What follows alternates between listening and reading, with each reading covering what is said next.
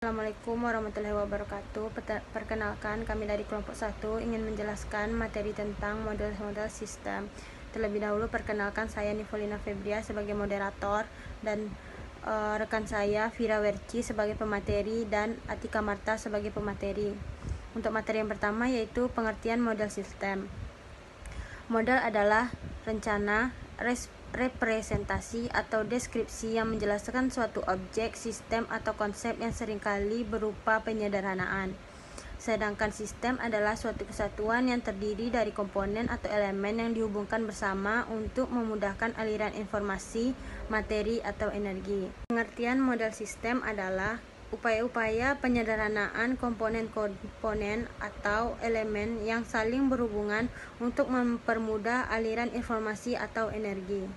Pengertian model sistem adalah upaya-upaya penyederhanaan komponen-komponen atau elemen yang saling berhubungan untuk mempermudah aliran informasi atau energi. Assalamualaikum warahmatullahi wabarakatuh. Perkenalkan, nama saya Atika Marta Aulia. Di sini saya coba menjelaskan sedikit mengenai kegunaan model sistem, di mana menurut Murdik dan Ross menyebutkan ada dua keuntungan warna dengan adanya model atau tugasnya pembuatan model. Yang pertama, dengan memodelkannya menggambarkan sistem itu lebih ekonomik dibanding bentuk lain. Yang kedua, model memungkinkan kita mengkaji dan melakukan percobaan di situasi yang rumit sampai ke tingkat keadaan tertentu yang tidak mungkin dilakukan dengan membangun sistem yang senyatanya dengan lingkungannya. Yang ketiga ialah memperkirakan masa depan. Ketelitian dalam menggambarkan entitas membuat model matematika dapat memberikan kemampuan yang tidak dapat dimiliki oleh jenis model lainnya. Yang keempat, adapun kegunaan lain dari model diantaranya yaitu mempermudah pengertian atau pemahaman.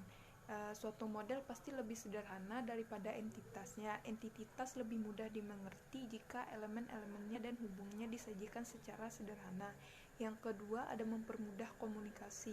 Setelah pemecah masalah atau problem server mengerti entitasnya, pengertian tersebut sering perlu dikomunikasikan kepada yang lain.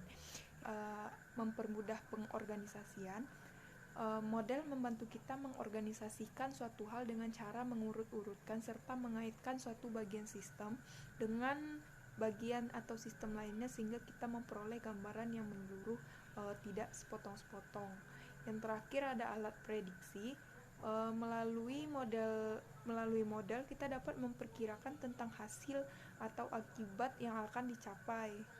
Oke, itu saja yang saya dapat jelaskan. Saya kembalikan kepada moderator. Assalamualaikum warahmatullahi wabarakatuh. Perkenalkan, saya Vira Werci Daria. Saya akan memaparkan materi tentang macam-macam model sistem, yang mana menurut Elias M. Award dalam Amirin tahun 2016 ada 4 macam model sistem. Yang pertama itu model skematik. Model skematik adalah bagan atau chart dua dimensi yang melukiskan unsur-unsur sistem dalam peta-peta dan arus barang informasi. Balikan dan sebagainya digambarkan dengan tanda panah ke atau dan dari peta-peta tersebut. Yang kedua, model sistem arus. Model sistem arus ini fungsinya terutama menunjukkan barang atau arus barang, material, energi atau informasi yang mengikat unsur-unsur sistem dan menjelaskan perilakunya. Yang ketiga, model sistem statik. Model ini dirancang atau disusun untuk melakukan hanya satu pasang hubungan saja.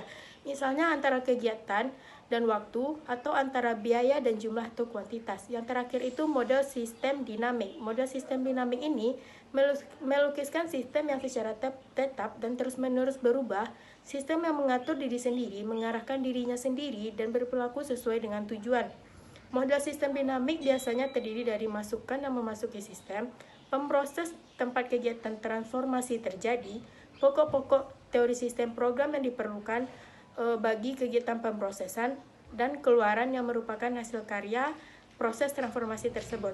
Sekian yang dapat saya paparkan, saya kembalikan kepada moderator. Terima kasih.